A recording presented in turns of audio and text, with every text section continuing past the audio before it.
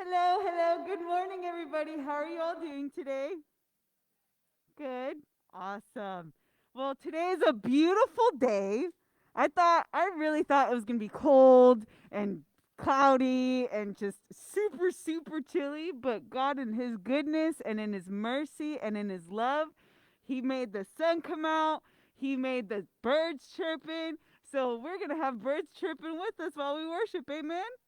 Could I ask you all to rise up and let's just give glory to God this morning because He is good. Amen. So let's continue. Let's start.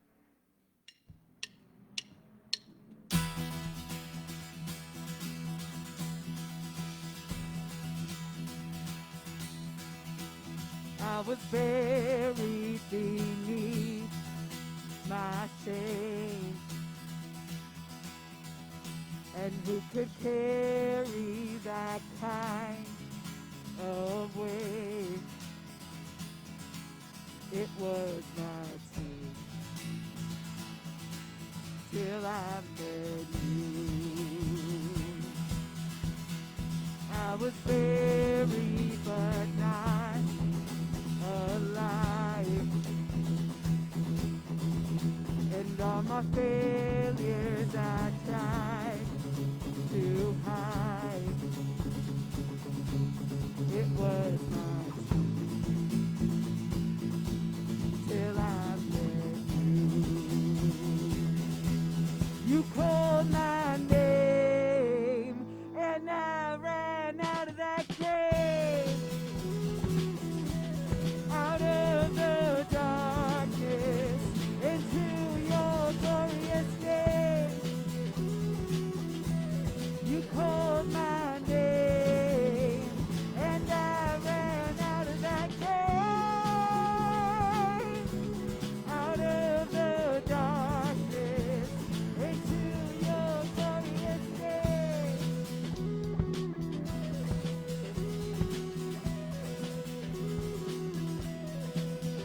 Now your mercy has saved my soul.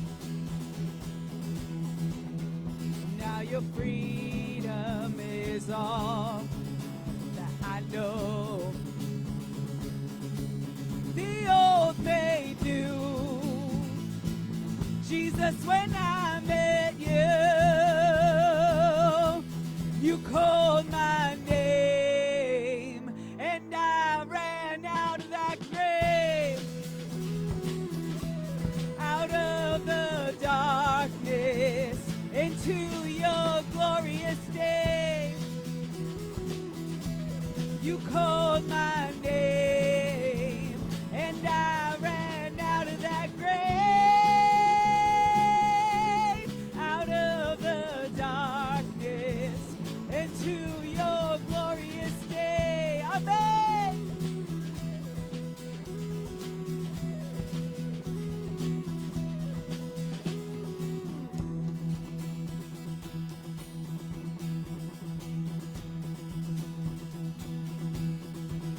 I needed rescue, my sin was heavy, the chains break at the weight of your glory. I needed shelter, I was an orphan, now you call me a citizen of heaven. When I was broken, you were my healing, now your love is the air that I'm breathing. I have a future, my eyes are open, 'cause when you call my name, and I ran out of that grave, out of the darkness, into your glorious day. You called my name, and I ran out of that grave, out of the darkness, into your glorious day. Praise God. We are free in Him.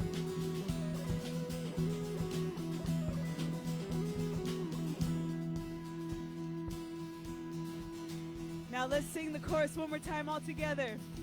So He called our name, amen? You called my name, and I ran out of that grave. Let's run out of that grave. Out of the darkness into your glorious day. You called my name, and I ran out of that grave. Out of the darkness into your glorious day. Amen. Praise God.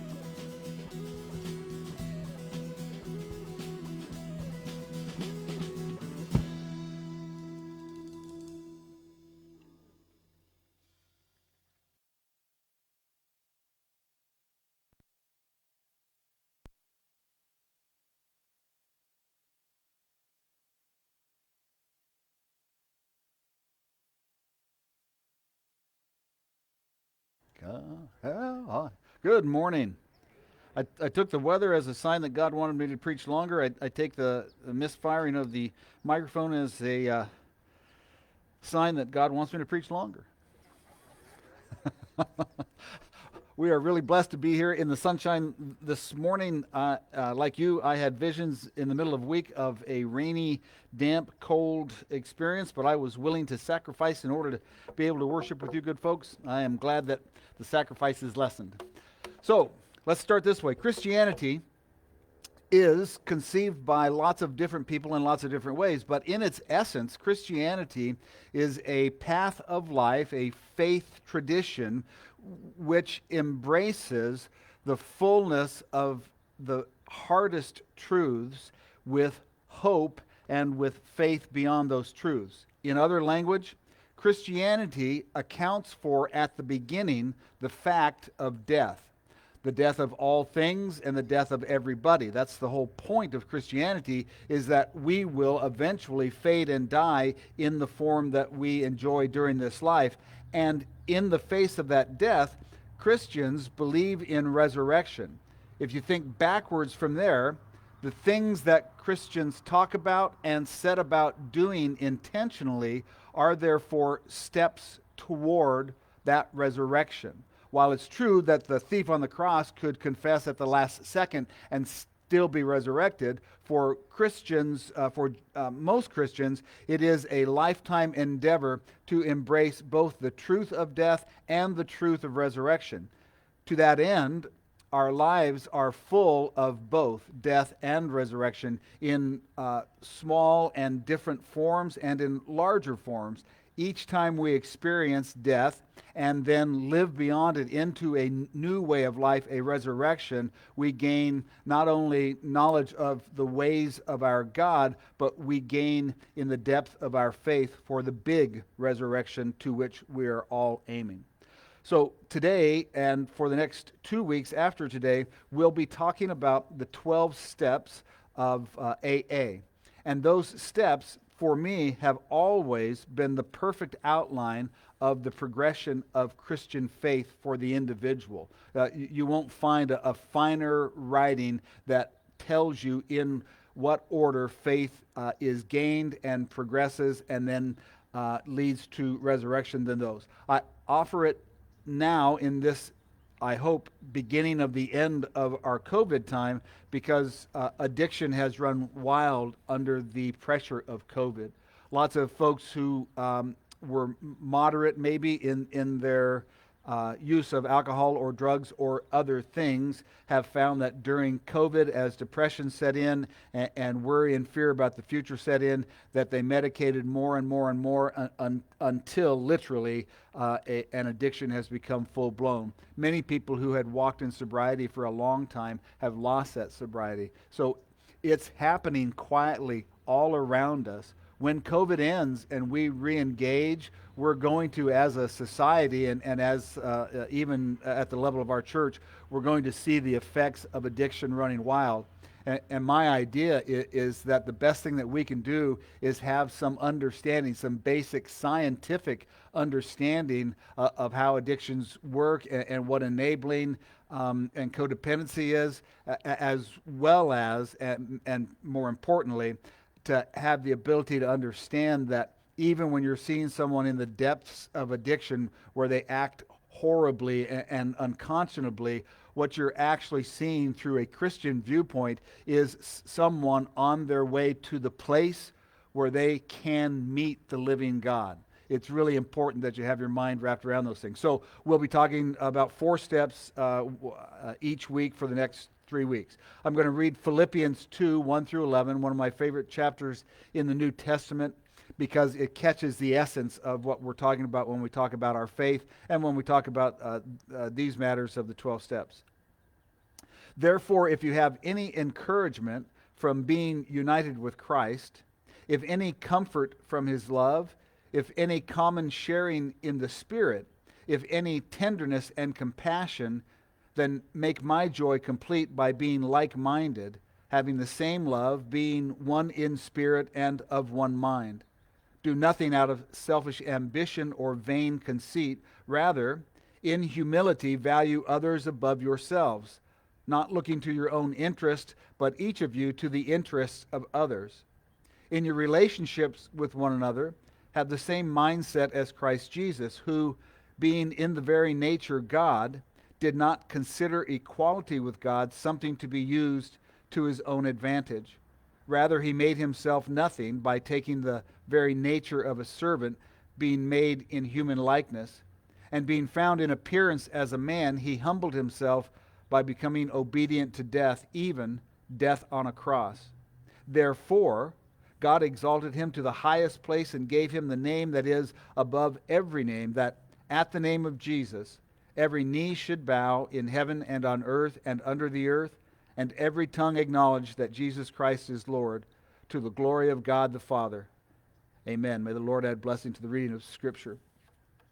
So in Longmont, now many, many years ago, I used to wear the robe and the vestments of the priesthood and sit in the front of the sanctuary, and the service there was, everything came before the sermon. Sermon was the last thing.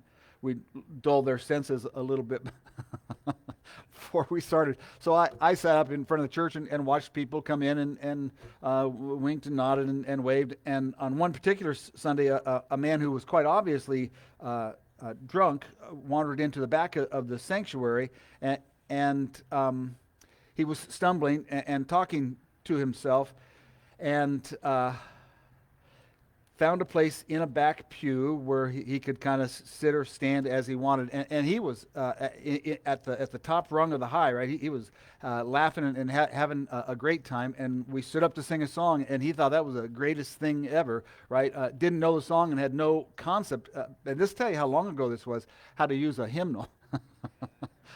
But he was willing to hoot and holler out. The nice folks around him were either scared or annoyed. Either way, we had a problem developing in our midst, and I could tell no one around him had any idea what to do.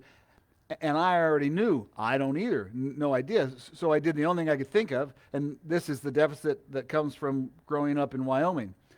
You just go meet the problem head on. So I walked off the stage into a side aisle and walked down to the pew he was in, and stood beside him. He was happy. He knew I was important because I was dressed funny, and that delighted him.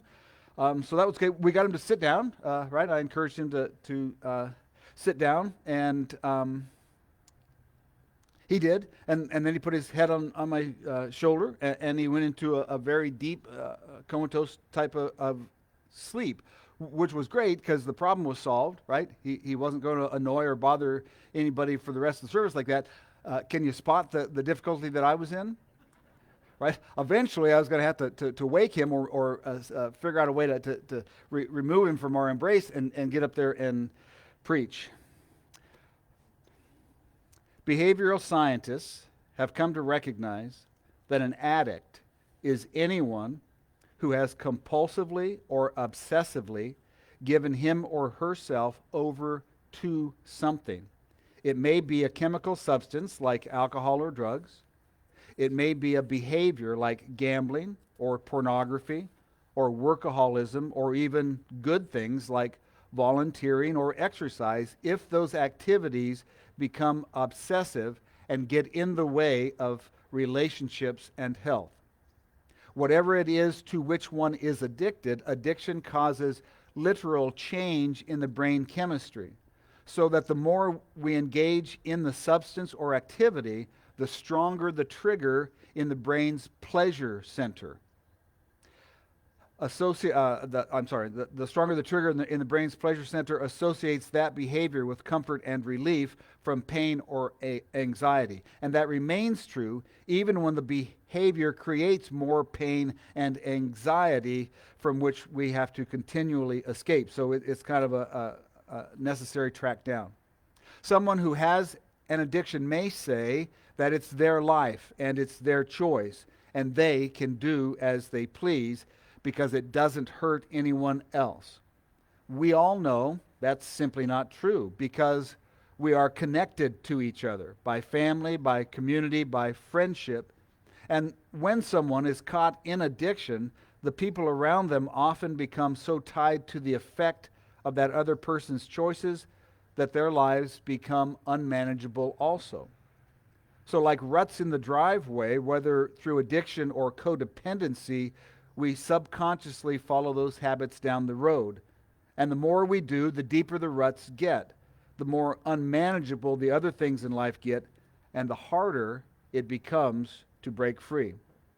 So today we do begin a 3-week look at addiction. We'll look at the 4 steps, 3 of them each week. We'll be looking at the road to sobriety, and while also looking at the progression of addiction as it plays out in literally hundreds of millions of lives. The stories and the teachings that make up this series will, I hope, serve as counter to dangerous myths and false ideas that people have about addiction.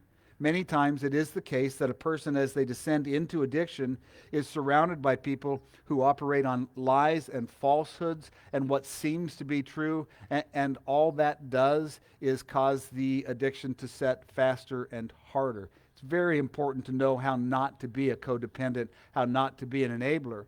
And the reason for that is, at the basic level, this. The longer a physical addiction goes, the more damage is done to the body. And the more damage is done to the body, the higher the likelihood of death.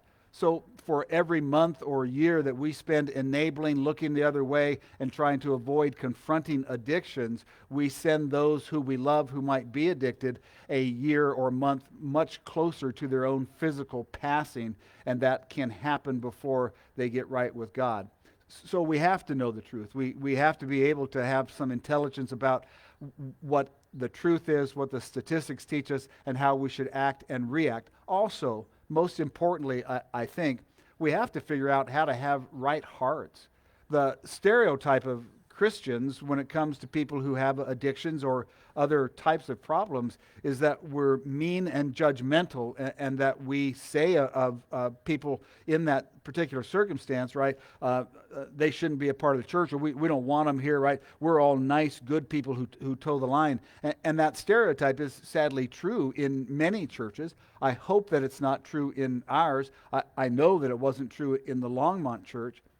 Rather than having an attitude of judgment that says, right, what poor decisions, what a horrible human being, look at all the things they do, a Christian who has tasted grace, who knows from their own humility before God what it's like to confess your sins and to bear your soul with a confessor, somebody who's walked that path, rather than laying a harsh judgment that's demeaning on someone with an addiction, understands that what they're seeing is their own self in a different state. They're seeing someone who nears, as the addiction really sets in, the opportunity really to meet God in a fundamentally different and healthy way. And as much as we can take actions to help that transpire, we have avoided the damage that addictions can do to us, and we've done the best that we can for another person. But it really is like anything else in life. Anything that you did once and learned better than, when you see someone else do it, hopefully you know, well, that's somebody on a learning curve, right? That you don't throw them away or decide they're no good and never will be. You just understand that's a human being who's going down a track that's a hard road, and there are things that you can do and things that you shouldn't do that will help them at least have an opportunity to come to clarifying and changing grace. Okay, so there are 12 steps in the AA program, you don't actually have to intentionally take several of them. They just happen. We'll cover those right now. First 4 steps in the AA process. We admitted we were powerless over alcohol and that our lives had become unmanageable. My best friend in Longmont told the story when he did his witness at AA meetings of being at a high-powered broker's lunch with very important clients. He was nervous, so he got there an hour early and started to drink heavily.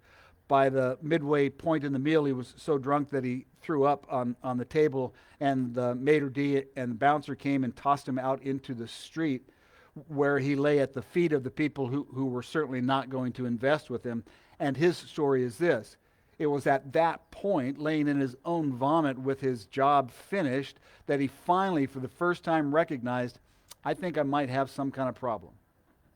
Right? And we laugh about it, but it's true. What's obvious to people on the outside is not obvious to people on the inside. We delude ourselves and lie to ourselves in almost infinite number of ways, because those lies and those delusions allow people to continue to use that which brings them temporary relief and helps them avoid having to face down whatever it is that drives the behavior.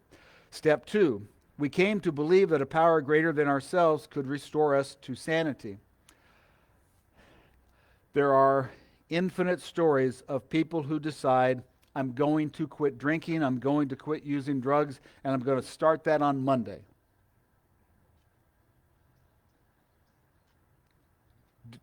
Do you know the rest of that story? Monday turns out to be a very, very bad day to quit drinking, so I'm going to start it on Friday. Do you know that story? Turns out it was a horrible week, and nobody in their right mind would try to get sober on Friday, so I'm going to get sober on Monday. The end of that is step number 2. We came to realize we didn't have it within ourselves, all by ourselves, just through grit and determination to sober up. We needed a power that exists outside of us and is more powerful than our own will. Step 1, we figured out we had a problem. Step 2, we figured out we can't actually solve that problem without a higher power. Step 3, we make the decision to turn our will and our lives over to the care of God as we understand Him. Having recognized that there's a problem, having recognized through trial and error that they can't solve it, then they begin the life of faith by calling out to God and saying effectively, help me. I have no idea how to stop this. It owns me, and I need your power.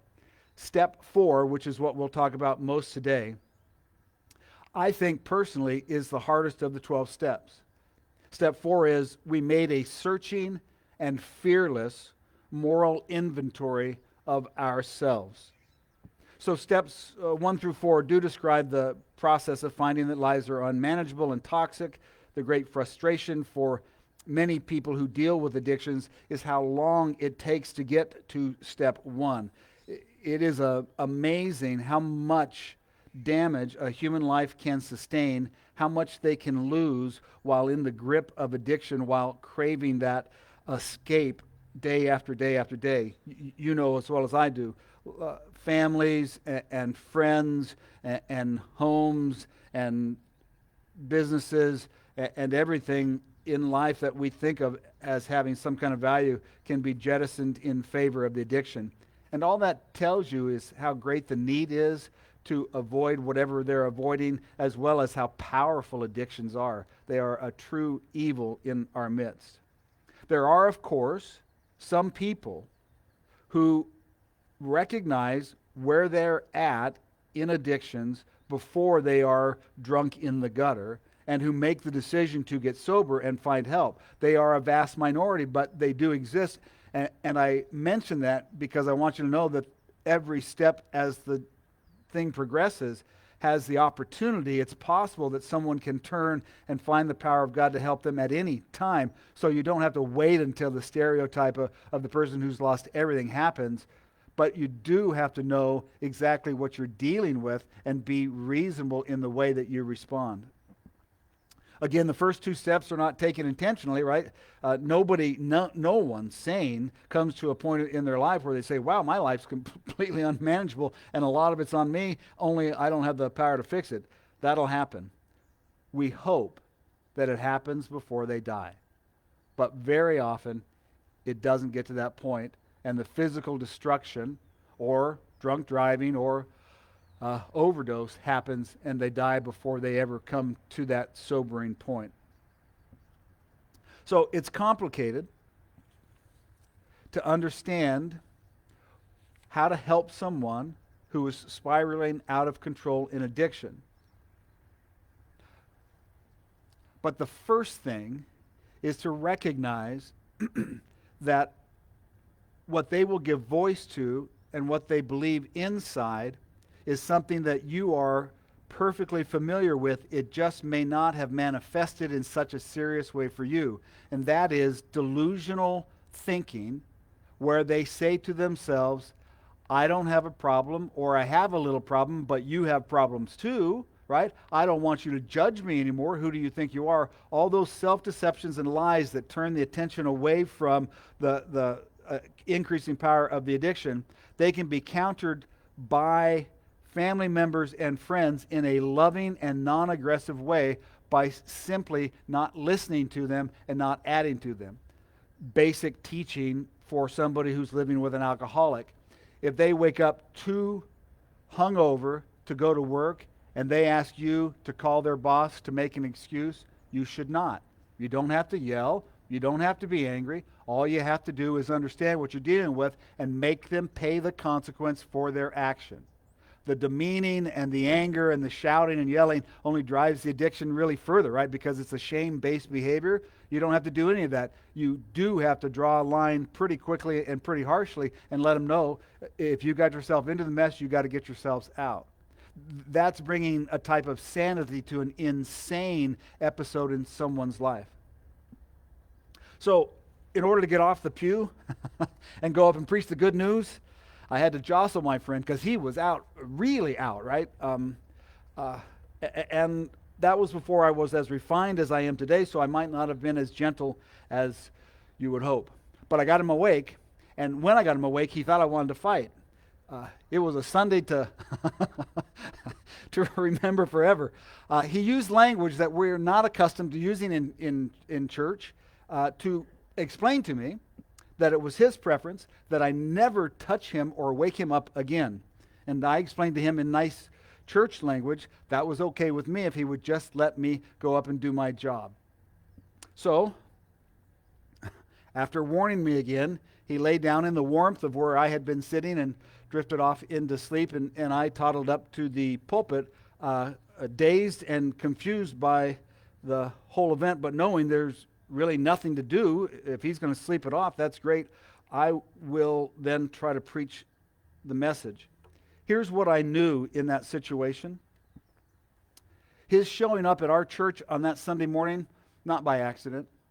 He was a member of the AA community, and he had had times of sobriety followed by falling back into the addiction. When he went to his meetings, when he was trying for sobriety, he heard many of our church members from Longmont at those meetings talk about the church that they belonged to.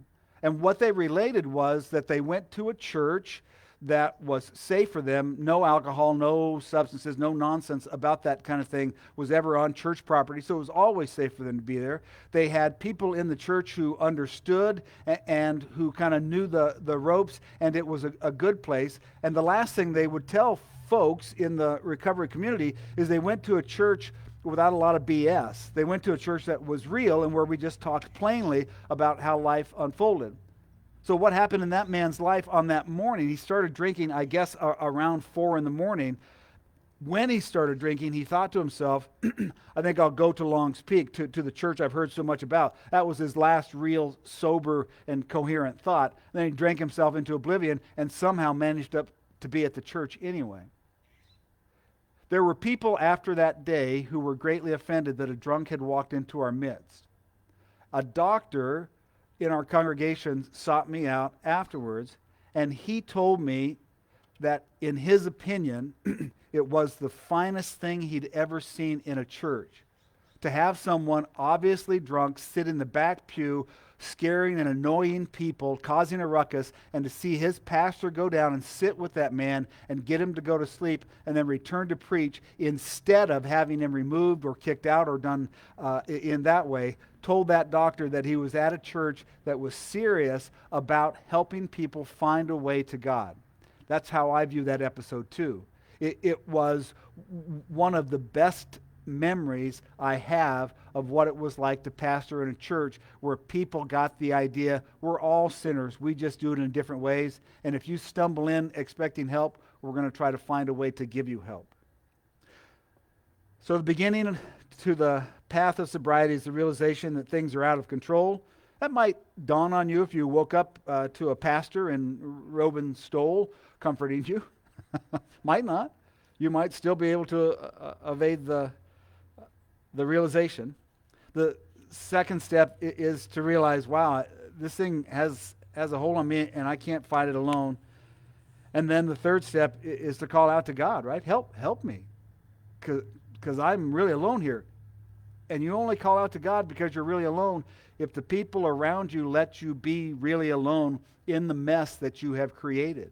Every time you rescue someone who's deep in addictions, you just make it last longer. I want you to memorize that point.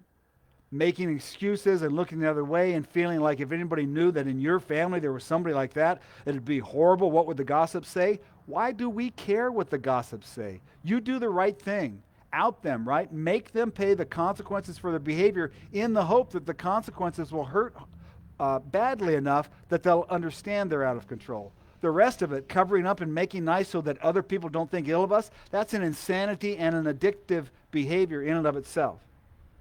Then we get to, once the program really kicks in, writing a fearless moral inventory.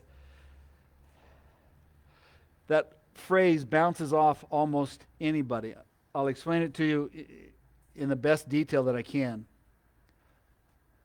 For someone to be able to manifest in their lives the power of God so that they can check an impulse to use a substance that numbs them, that is more powerful than any other impulse in them. One of the things they have to do is be as thoroughly and brutally honest with themselves and with their confessor or their guide or their sponsor as they possibly can be. So these aren't single paragraphs where people say, I lied to some people, I might have stole something, I can't really remember, and one time I was unpleasant with my child. These are long, horrific stories of the delusion that goes on inside, of the lies and the theft and the pain and the anger and the brutality that have been visited on lives around them. It's as thorough as a person can make themselves write and explore. And the reason for that is there should be no doubt about the person's need for help by the time they're done with their fearless moral inventory. They've whitewashed their behavior and excused it for long enough for the addiction to set in. When it's time to try to find the path to sobriety, the cure for what ails them, besides the power of God, this unlocks the power of God, is deep humility and deep truth. So at that point, as Christians, reckon for just a second with what sits at the heart of our faith. Jesus, in the deepest humility that an innocent man can possibly be in, and in that humility on a cross, dying for things that he didn't do, right? Accepting the humility that every human being actually owes God, he brought forth the power of resurrection. So this fearless moral inventory is a type of intentioned death. Death of lies, death of stinking thinking, death of a way of life that they let themselves get away with too long. It is a coming to grasp with reality. It isn't meant to make anybody hate themselves or to wallow in self-despair and pity. It's meant to be a brutal, shining truth that then opens their heart for the power of resurrection to be poured into it. Statistically, sociologists who study addictions and recovery methodologies, believe that step 4 is the single most important step of the 12, and they note over long-term studies that those who do the most thorough and soul-aching job on their fearless moral inventory have a statistically much higher chance to gain sobriety for a long period of time. Those who shortchange or don't divulge fully or try to nuance the thing so they don't look as bad as it actually was, they doom themselves to having to do it again sometime after the consequences of that self-delusion sets in. It's fascinating to me. Here's what that is in plain language. You get well spiritually only to the level at which you're willing to be honest about your need for God. Only to that level. The rest of it will tell its tale if you're not thorough in confessing, thinking through, admitting, and dealing with the grief that our own sins cause us and with other people. We'll talk about dealing with other folks in one of the next two sermons. So the process goes like this. People suffer the consequences of choices and behavior that are unhealthy. Those consequences get bad enough that they begin to understand they need help. They can't fix it themselves. They ask God to intervene, and God is able to intervene in so much as they are willing to follow through and to open themselves fully to the cleansing of His Holy Spirit. And once they are cleansed, they have a true statistical fighting chance to go on long-term sobriety. You'll notice that I never use a term that means cure. There is no cure. We're all addicted in one way or another in our lives, and when you're dealing with this kind of addiction, you go on, we hope, a lifetime term of sobriety, but you're never ever cured. It's always there, always waiting for you to go backwards into self-delusion, lies, and excuse-making so it can eat you up again. But if you want long-term sobriety, that basic honesty about what you have been and what you have done, that literally allows the power of the Holy Spirit to the depth of your soul so that the process of resurrection can begin. Now think about in your life whether it's you who has an addiction, I hope that you are fighting, or whether somebody in your family or your workplace has it. If you just look at those circumstances and ask a simple question, how much of the way this is dealt with is just absolute lies, placing of blame and demeaning unnecessarily, and how much is actual truth? You'll discover in active addictions there's almost no actual truth that goes around most addicts. Their family plays into it, their friends play into it, other people just walk away. Truth, as it turns out, is the antidote for one of the hardest circumstances of human beings' lives, and that is addiction. And we who are in the lives of addicts, or even in the community, if it's not in a closer proximity to you, we can do the best favor to do two things: to be graceful and to get. It's just a human being having trouble. Really, maybe a trouble we don't have, but it's just somebody going through what you go through on a different level. And number two, the last thing they need is for me to be telling them lies about how it's somebody else's fault or there's a good reason for them to continue those behaviors. Just be honest, not mean, and not judgmental, other than the judgment is, I'm going to be honest so I may not be safe for you for a while.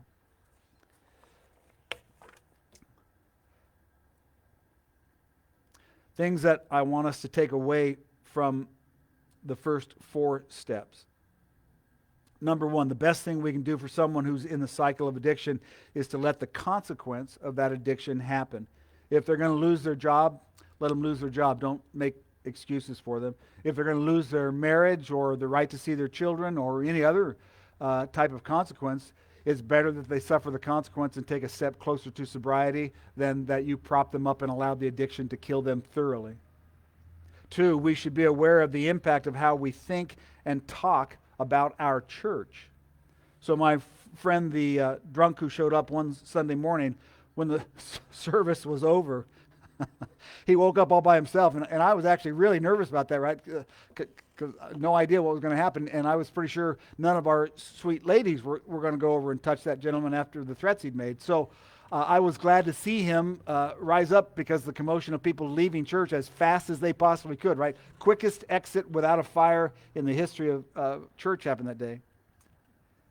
When they were all gone, I went and talked to him, introduced myself. He was in a little bit better place. And then we stepped out into the lobby. And in the lobby, there were 4 people who were 12-steppers from our church who knew him and had gotten word. They went to a different worship service, but somebody had stepped out and called, and they knew him. So they already had a large mug of coffee for him, and they were ready to make sure that he got some lunch in him. And then all 4 of them were going to attend a meeting that afternoon at our church with him. No one excused his behavior. No one demeaned him. It just was what it was. And they knew he's been trying to be sober, right? You practice sobriety. And so they were there to give him what he actually needed. Remember that the dynamic of that story is this. He had heard in the community that there was a church that was full of people who were not stereotypical Christians. He knew when he began to drink on that Sunday morning that Long's Peak was a place where he would be amongst people who were used to dealing with truth and who might have the ability to help him in his journey. And he knew that because of the way people talked about their church. Now, you go to work, you sit at home, you talk to people on the phone or whatever, and you mention your church, and you say, I can't believe, right? I can't believe what that pastor wears, or I can't, they play music I don't like, or yada, yada, yada. Annoyances, things of really no account at all. And people register, oh my God, that is not a safe church, right? I'm not going to go there until I'm perfect like everybody else is. But in the same circumstance, if you say, look, ours is a church with kind of a sharp edge, right? But it's a real place. It's a place where literally people's lives are changed almost wholly by the ministry that we do. And they are. Every calendar year, we have people whose lives are completely changed in our midst because we deal with realness, with the way life actually is. If you pepper your talk about how proud you are to belong to a church that is unafraid to confront the hard truths of life and bring Christ to bear on them, you're planting seeds where someone in the future, when they find themselves in a place where they know they can't do it themselves, will have license to say, I think I'll go to the Methodist church there in Visalia because I've heard the kind of things I need to hear about it. So please, be responsible in the way that you represent our church. Recognize the folly of being shallow and mean-spirited and confessing your unhappiness with whatever it is that you're unhappy with. And also recognize that many of the people whose lives are just full of pain and chaos would never consider going to a church when you act and speak like that. We have the power as Christians in the way that we voice, the way that we practice our faith in this place, to open our church to people with a great need. And we also have people in our midst who can guide them to a place of amazing resurrection. But we have to be smart and adult and mature in the way that we think through the actions that we take. Please recognize you are the living symbol and advertisement of our church wherever you go. Conduct yourself as if you care about those who are in the most precarious situation. It's a better way to be in Christianity. Last thing on my list today. It fascinates me because I am afraid of the truth in my life. The ability to be resurrected, the ability to be healed, the ability to find our way closer to God is found on a road paved with honesty to a depth that most of us are horribly uncomfortable with. Confession of the truth without excuse or reason is the one power that God has gifted every one of us to open ourselves up to the fullness of His Holy Spirit and His power. And the way that works, whether you have an addiction that we talked about today or whether you don't, is this. When you feel in your life as if God is distant, when you feel in your life as if you're not even sure anymore if any of the stuff we talk about is true, what you're actually feeling is the consequence of dismissing your own accountability, of lying to yourself about who and what you are, of closing your heart off to the power of the Holy Spirit to pour in there and to do what God wants you to do. In one way or another, whether it shows in the typical addictive ways, every one of us has to walk the 12 steps. Every one of us has to recognize to have the life that we really need and want to have means that we have to come to grips with we got to have God's power because we can't do it on our own. And in order to engage that power, we have to get really honest about who we are, what we've done, and what we regret. That fearless and moral inventory thing, it's a big deal. And those who come to Jesus Christ really in true saving knowledge, every one of them for at least a moment in their life has done that inventory. We'll walk together in these next 2 weeks through the next 8 steps of the AA 12 steps. And again, I hope that the information is good for all of us about how not to enable and equip, as well as the information as people of faith who with our addicted brothers and sisters should consistently be walking toward a closer and deeper giving of our lives over to Jesus Christ and His power. So this week, please speak a good word on behalf of the faith and your church. Make sure that you tell someone. On Sunday, we talked about addictions at our church, and it was really powerful. Just say something like that because it's true and because I know you want to plant seeds that might bear the fruit of a life redeemed in the future. In the name of the one who is at the heart of all redemption, amen.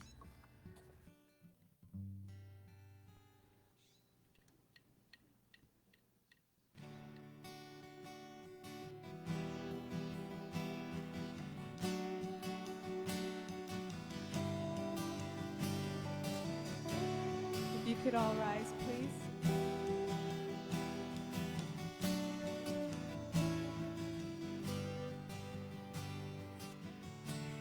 I've carried a burden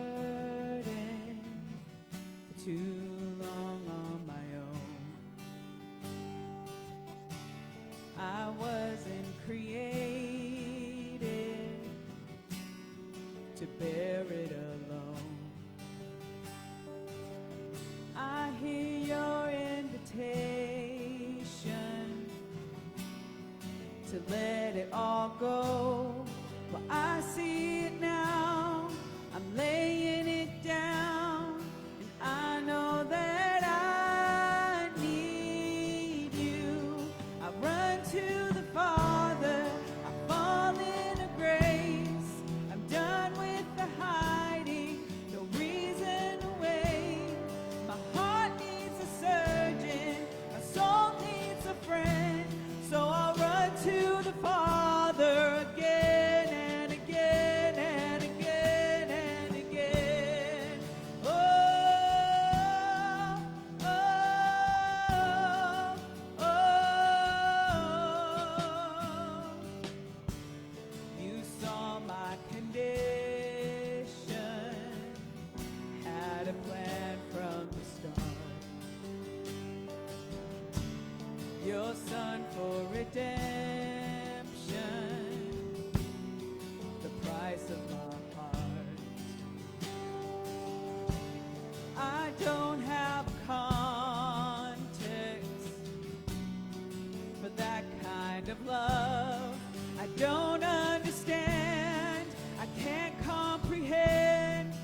All I know is I need you. I run to the Father. I fall into grace. I'm done with the hiding. No reason to wait. My heart needs a surgeon. My soul needs a friend. So I'll run to the Father again and again and again and again. Oh, oh, again and again and again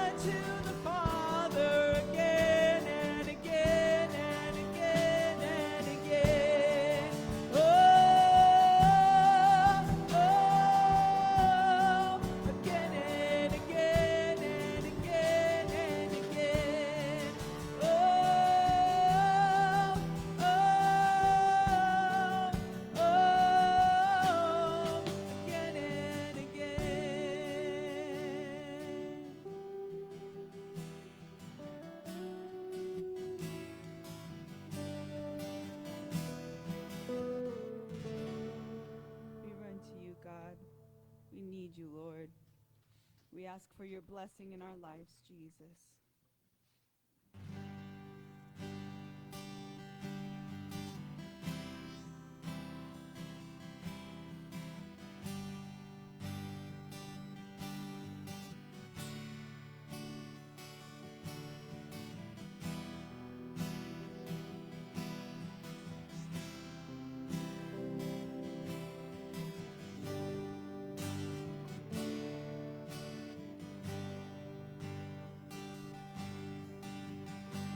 The Lord bless you and keep you. Make his face shine upon you and be gracious to you. The Lord turn his face toward you and give you peace. One more time. The Lord bless you. The Lord bless you and keep you. Make his face shine upon you and be gracious to you. The Lord turn his face toward you and give you peace. And we sing, Amen.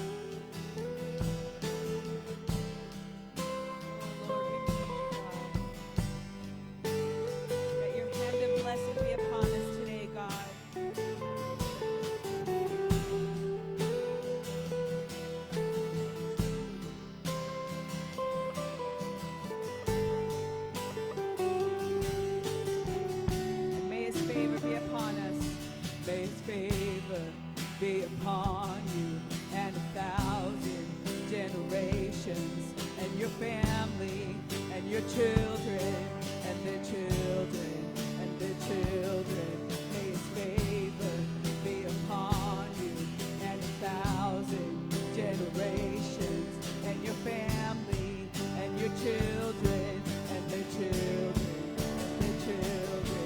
May his presence go before you and behind you and beside you, all around you and within you. He is with you, he is with you.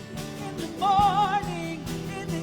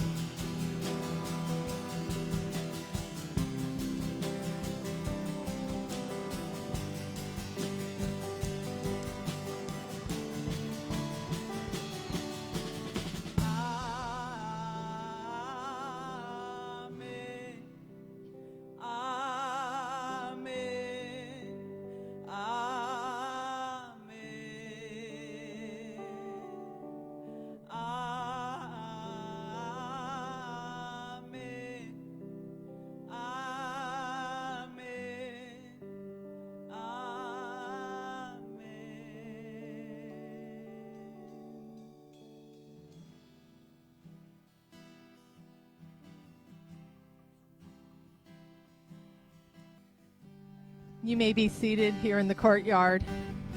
Thank you for joining us today. We are glad you chose to worship with us and hope that you enjoyed your experience this morning. If today is your first time and you would like to join our online community, please text the word LIVE to 559-657-6848. And for those here in the courtyard for the first time, you can text the word VISIT. If this is not your first time, please text the word HERE to 559-657-6848. And those of you who are watching on Facebook, we thank you for your comments. It helps us to feel connected and know that we are one large body of Christ. We also know here at the Methodist Church that it hurts to lose someone.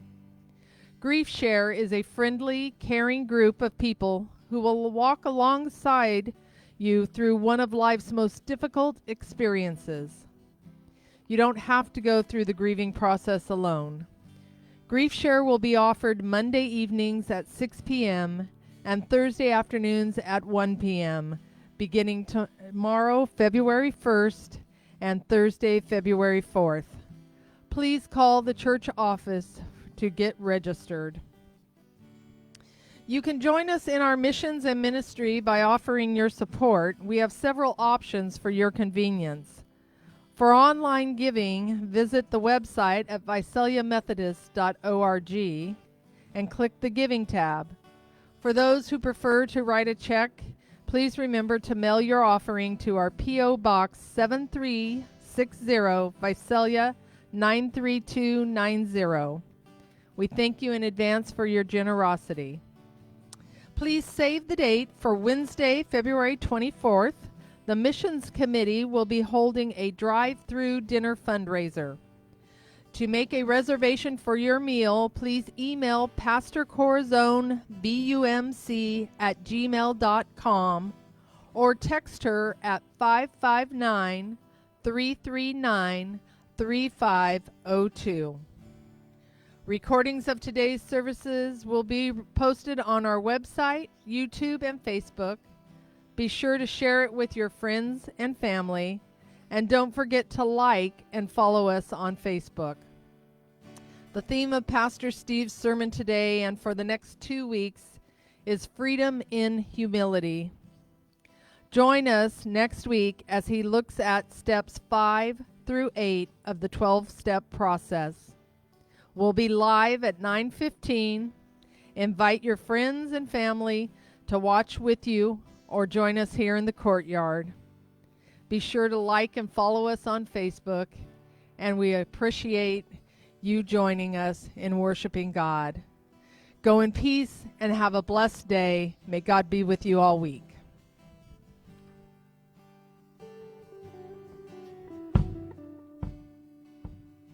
May his favor be upon you and 1,000 generations, and your family and your children and their children and their children. May his favor be upon you and 1,000 generations, and your family and your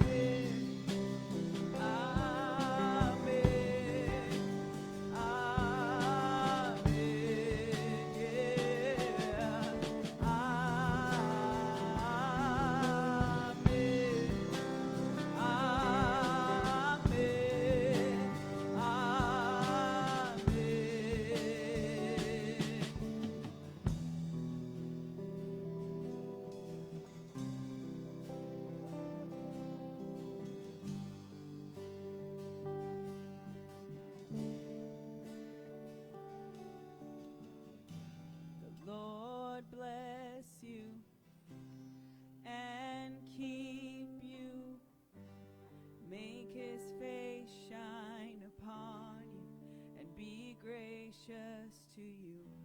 The Lord turns